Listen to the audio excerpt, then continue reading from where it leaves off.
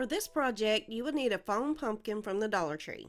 They mostly come in orange, but they've also had them in white. You will need a foam bath sponge. You can get them at the DT or mostly anywhere they sell bath products. You will need black craft paint. I'm using chalkboard paint from the Dollar General. You will also need 2 shades of orange. The 2 I'm using is Anita's acrylic and pumpkin, and the other is terracotta, and I purchased them at Hobby Lobby. Last but not least, you will need solar lights, black tie straps, and fishing line. The amount depends on how many you want to make. To make the pumpkin look grungy, take a heat gun and go over the whole pumpkin, staying in certain spots a little longer to make it more bumpy. What it's doing is just melting it a little bit, so be careful how close you hold it to the pumpkin. I spray painted one and got the same effect, but this is quicker because you don't have the drying time and you can control it. Draw out the face of your choosing and cut it out with a craft knife. You can also use a hot knife, the choice is yours. Next, cover the jack-o'-lantern with the black paint going around the inside of the cuts of the eyes, nose, and the mouth.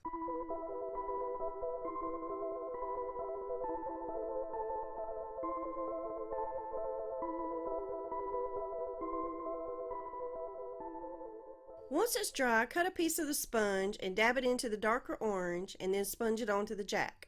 Do this continually around it, mostly hitting it in the high spots, leaving the creases black.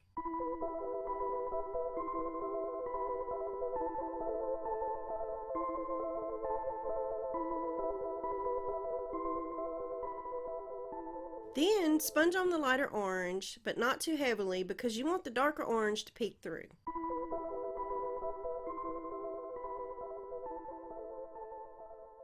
Once it is all dry, the cap can be removed and the clear cover can be used as a guide to trace a circle on the top and bottom.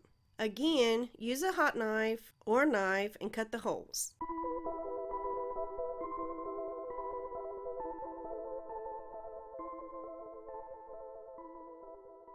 Add hot glue to the top piece of the solar light and attach it to the jack.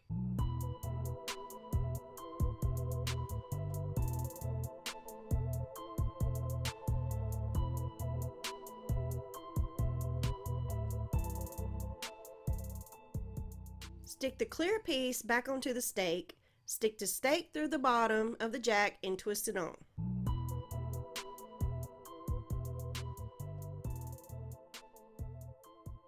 Then you can just take them to the yard to line your pathway or whatever you have in mind.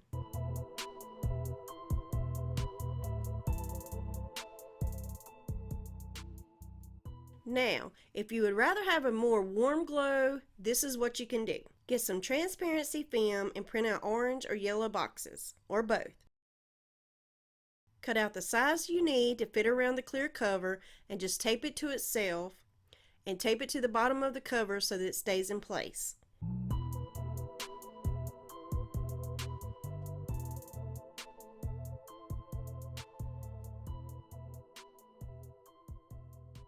Here is one I added the orange to, and you can see it's much warmer.